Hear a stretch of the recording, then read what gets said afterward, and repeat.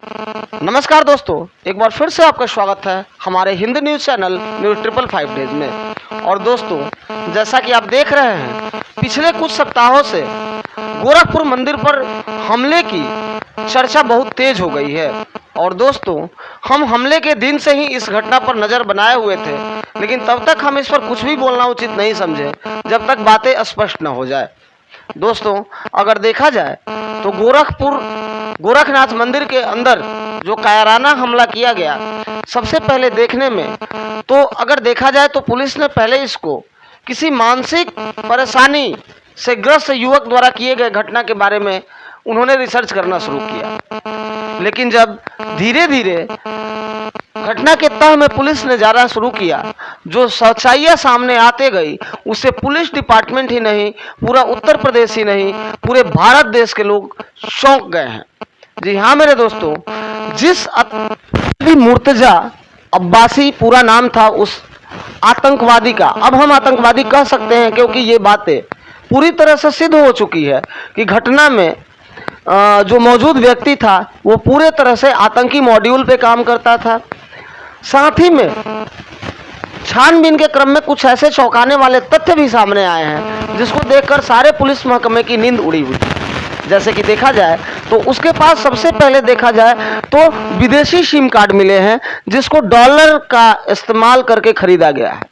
दोस्तों, अगर देखा जाए तो डॉलर का इस्तेमाल करके ये सिम इसलिए खरीदा गया है कि भारत में जो भी साइट्स बैन हैं उनको उस सिम के मदद से देखा जा सके, जिससे उस कोई भी सुरक्षा एजेंसी या भारत की कोई नेटवर्क कंपनियां ट्रैक न कर पाए कि इस नंबर पर ये प्रतिबंधित वेबसाइट देखी जा रही है। और वो देखता क्या था, तो मुर्तजा जो है वो देखा करता था जिहादी वीडियो, इस्लाम के संबंधित जो जिहाद की तरफ ले जाने वाले वीडियोस थे, ऐसे तरह के जो वीडियोस थे उसको देखा करता था।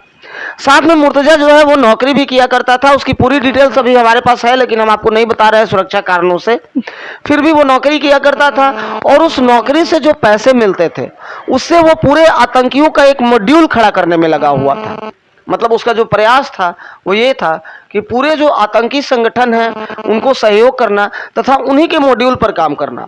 साथ में दोस्तों, उसके पास जो पासपोर्ट मिला है उस पासपोर्ट से नेपाल, श्रीलंका, भारत और कनाडा, सऊदी अरबिया जैसे देशों में जाने के भी साक्ष्य मिले हैं। और दोस्तों, ऐसे तो देखा जाए तो वो धार्मिक यात्रा के तौर पर वीजा लेकर के दूसरे देशों में गया है, लेकिन अभी सुरक्षा एजेंसियां छानबीन कर रही हैं कि आखिर जब ये बाहर दूसरे देशों में गया है तो किन किन लोगों से मिलने गया है, इसके आका कौन कौन से थे और किन कारणों से गया।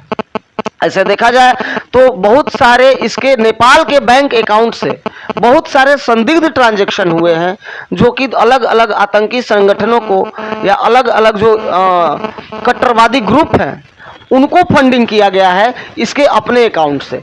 मतलब एक तरह से देखा जाए तो जो मुर्तजा था ये पैसे कमाता था भारत से, लेकिन उन पैसों को भारत के खिलाफ ही इस्तेमाल किया करता था।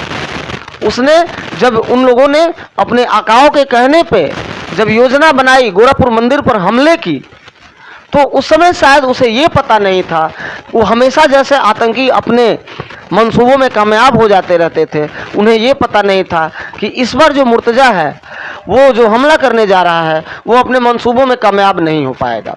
क्यों? क्योंकि उत्तर प्रदेश में एक बब्बर शेर की सरकार है और योगी आदित्यनाथ सरकार में है। और जो गोरखपुर मंदिर जहाँ पे ये हमला हुआ वो योगी आदित्यनाथ का गढ़ माना जाता है।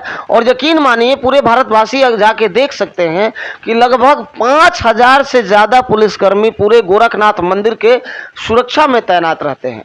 अगर आप वहां जाएं तो आप देखेंगे कि जाने वाले श्रद्धालुओं की तो भीड़ होती ही है, लेकिन उसी के बराबर लगभग पुलिस वाले भी वहां तैनात रहते हैं और लोगों की सुरक्षा में रहते हैं। जब मुर्तजा ने हमला किया गोरखनाथ मंदिर में और जब इसने पुलिस वालों के ऊपर हमला किया तो जान पर खेल करके कुछ पुलिस वालों ने सीधे इसको पकड़कर अरेस्ट कर लिया।